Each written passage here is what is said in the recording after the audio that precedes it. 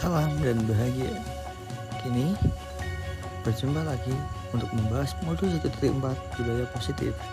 Kami dari kelompok 4 membahas kasus 4 Anto dan Dino.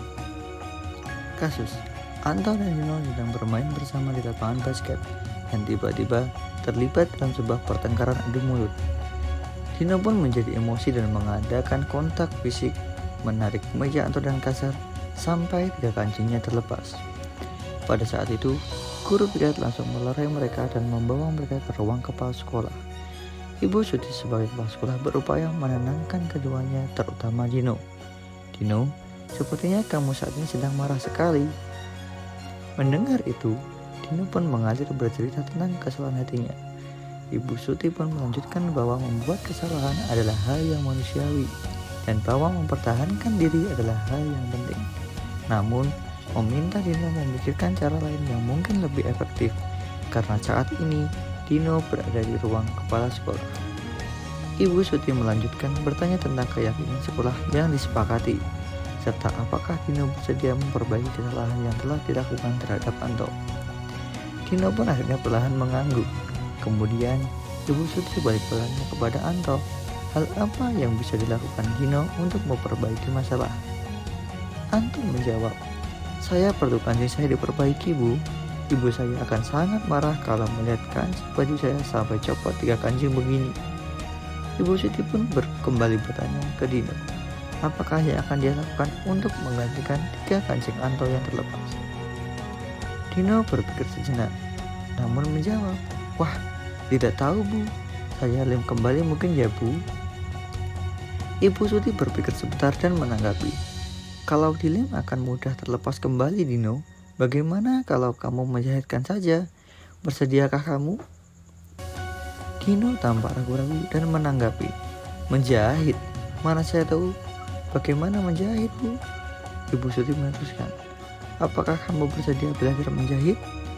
Dino berpikir sejenak, memandang ke meja Anto dan menanggapi, yang mengajari saya siapa, Bu? Dengan cepat, Ibu Suti menjawab, Pak Irfan, guru tata busana. Dino kembali diam sejenak, memandang ke meja Anto yang tanpa kancing. Akhirnya Dino mengangguk tanda menyetujui dan sepanjang siang itu Dino belajar menjahit dan memperbaiki kemeja Anto.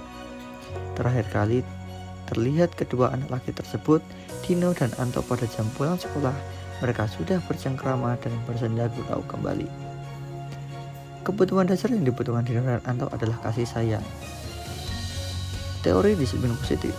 Dalam penemuan disiplin positif, Ibu Suti melakukan pendekatan dengan bahasa yang menunjukkan kasih sayang serta menumbuhkan motivasi internal dalam diri Dino dan Anto, sehingga Dino menjadi dikuatkan dan Anto, terlebih Ibu Suti, merasakan puas dengan penyelesaian kasus ini.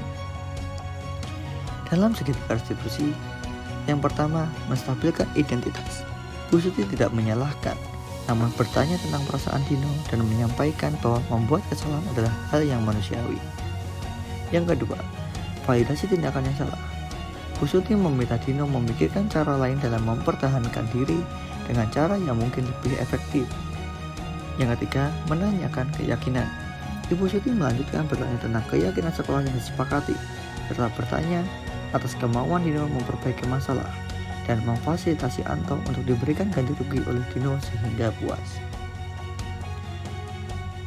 Pertanyaan pertama, posisi kontrol apa yang telah dipraktikkan oleh kepala sekolah Ibu Suti? Hal-hal apa saja yang dilakukannya sehingga Anda berkesimpulan demikian?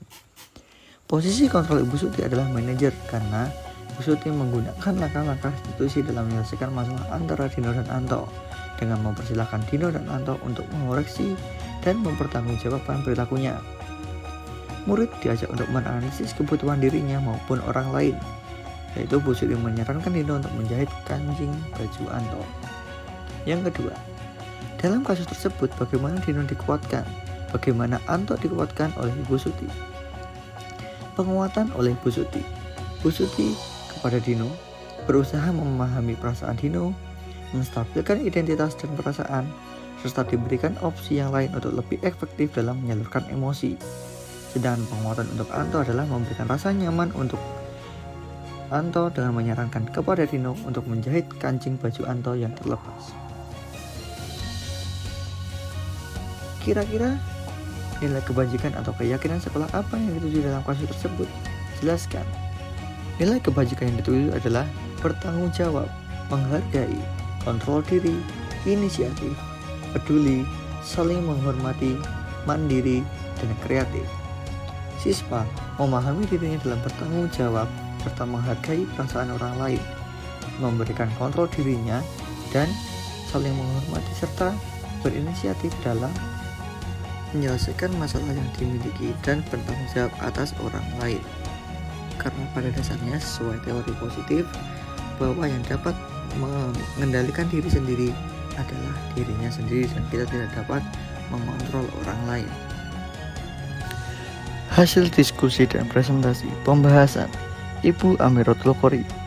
Analisis studi kasus sudah menarik, bahasa yang digunakan oleh penyaji mudah dipahami, icebreaking menarik, posisi kontrol sudah dijelaskan, segitiga institusi juga sudah ada, tampilan presentasi terbaca dengan jelas dan secara menyeluruh sudah baik.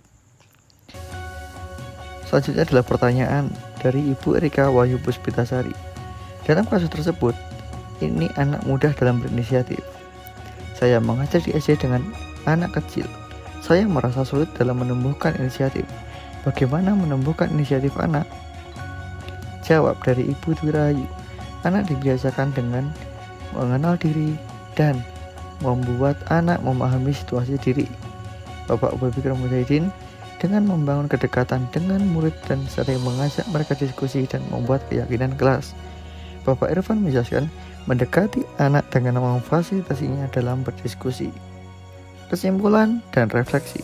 Kita sebagai guru harus memahami kebutuhan dasar manusia dan menerapkannya dalam pembelajaran yang berpihak pada murid, membuat keyakinan kelas dan segitiga restitusi sebagai cara dalam menghadapi permasalahan yang didasarkan pada keyakinan kelas yang dibuat untuk menumbuhkan motivasi internal murid.